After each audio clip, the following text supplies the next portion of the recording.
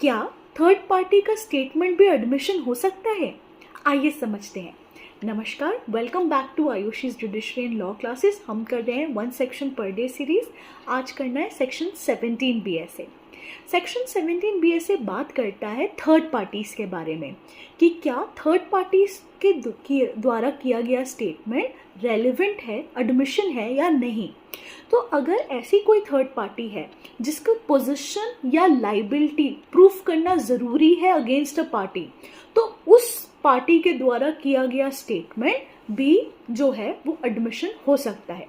अब इसके लिए 2 बातें हमें याद रखना ज़रूरी है। नंबर 1, ऐसी थर्ड पार्टी जिसकी पोजीशन या जिसका लाइबिलिटी प्रूफ करना ज़रूरी है, उसके द्वारा किए गए स्टेटमेंट्स उसके खुद के केस में रेलेवेंट होते। अगर उसने वो केस फाइल किया होता तो वो रेलेवेंट होते, तो फिर वो उनकी थर्ड पार्टी कैरेक्टर में भी लायबल होंगे। और नंबर 2 कि जब उन्होंने वो स्टेटमेंट दिया था तब वो पोजीशन या वो लायबिलिटी के कैरेक्टर को होल्ड कर रहे हों। तो ये दोनों कंडीशंस जब मीट होती हैं तो थर्ड पार्टीज के द्वारा दिया गया स्टेटमेंट भी एडमिशन के अंदर रेलेवेंट हो जाता है। एक एग्जाम्पल से समझते हैं। ए और बी के बीच कॉन्ट्रैक्ट होता है।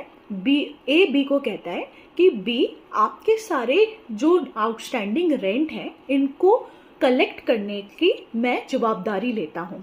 अब ए ने क्या किया, ए ने सी से रेंट कलेक्ट नहीं किया, तो बी ने ए को सू कर दिया for not collecting rent due from सी।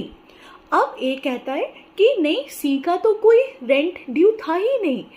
ऐसे में अब सी थर्ड पार्टी है। क्यों? क्योंकि केस चल रहा है ए और बी के बीच में।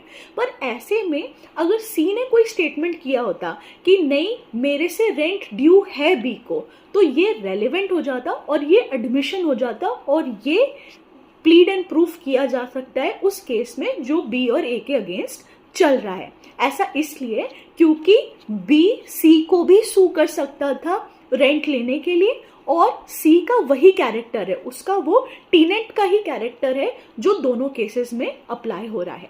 सो आई होप ये क्लियर होगा। आज के लिए इतना ही। कल मिलेंगे सेक्शन 18 के साथ। ऐसे ही शॉर्ट में लॉ के ट्रिकी कॉन्सेप्ट्स को समझने के लिए इस चैनल से जुड़े रहेंगे। नमस्कार।